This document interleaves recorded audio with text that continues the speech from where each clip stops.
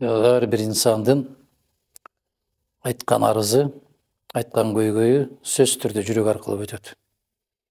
Биздики ондогон жылдар бою эле көйгөйлүү маселе тек гана жашоо, тартип жана мыйзамсыздык. Мыйзамсыздык болгон жерде адилетсиздик. Бүгүнкү күндө биздин жарандарыбыз нан таап бер, эт таап бер, чай таап бер деп сурабайт.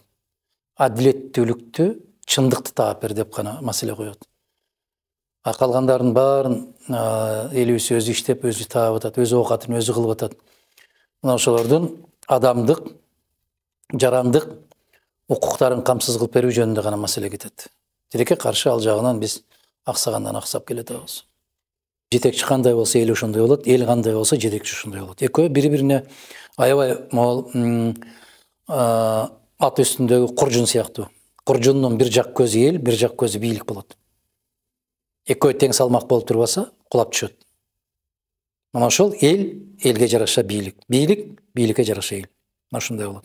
Могу жерде илинип турган Исаак Разаковдун сүрөтү илинип турат. Сөзү: сен таза бол, мен таза болом, коом таза болот дейт. Болду, жөнөкөй эле формула.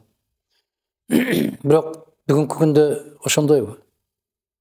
Бүгүнкү күндө сотуң тазабы? Мугалимиң тазабы? Дарыгериң тазабы? Милисаң тазабы? Акимиң тазабы? Министриң тазабы? Бүгүнкү күндө президентиң тазабы? Ким таза айткылачы?